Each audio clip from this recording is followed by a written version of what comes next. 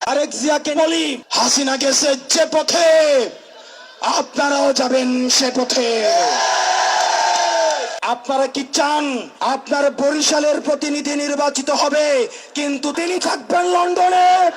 সূর্য পশ্চিম দিকে উঠতে পারে, আসমান জমিনে নামতে পারে, কিন্তু এই নির্বাচন কমিশন দিয়ে গ্রহণযোগ্য নির্বাচন সম্ভব নয়। আমরা জেলে যাব, ফাঁসি আমাদের গায়ে রাখতে পারে, আমরা ফাঁসিতেও চলতে পারি, কিন্তু এই বাংলাদেশকে আমরা আর বিক্রি করতে দিব না। 1 জুলাই ঘুরে আরেক জুলাই না ঘুরতেই আমরা দেখছি চাঁদাবাজ বললে একটা দলের মন খারাপ হয়। আমরা যখন আগে ভোট চোর বলতাম তখন একটা দল মাইন্ড করত, এখন যখন আমরা চাঁদাবাজ বলি, টেন্ডারবাজ বলি, একটা দলের গায়ে লাগে। আমরা শুনতে পাই অনেকেই বলে, থাকতে যদি চাও জিন্দা, দিতে হবে চাঁদা। আপনারা দীর্ঘদিন জনগণ বিবর্তিত ছিলেন, আপনারা জনগণকে চিনেন না এখনো। গত 1.5 দশকে জনগণের মনস্তত্ত্ব পরিবর্তন হয়েছে,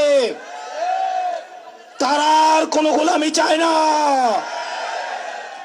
তারা গণতন্ত্রের মানুষ কন্যা দেখেছে, তারা আর গণতন্ত্রের মানুষপত্র দেখতে চায় না।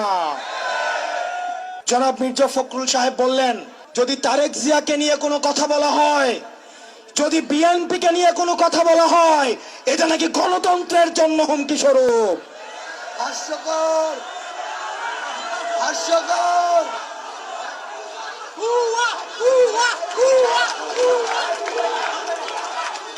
যখনই কোনো ব্যক্তিকে, যখনই কোনো দলকে প্রশ্নের ঊর্ধ্বে রাখা হয়, সমালোচনার ঊর্ধ্বে রাখা হয়, সে ফ্যাসিবাদ হবে নিশ্চিত, নিশ্চিত এবং নিশ্চিত। রাষ্ট্রের ঊর্ধ্বে কোনো ব্যক্তি নয়, রাষ্ট্রের ঊর্ধ্বে কোনো দল নয়, রাষ্ট্রের মধ্যে প্রতিটি ব্যক্তি। মনে রাখতে হবে, আপনার কাছে যে রাজনৈতিক দলগুলো আসে, তারা আপনার সেবক হওয়ার জন্য আসে, তারা আপনার মালিক হওয়ার জন্য আসে না। যারা আপনার সেবা করবে তার জবাবদিহিতা নিশ্চিত করার অধিকার বাংলাদেশের প্রত্যেকটি জনগণের।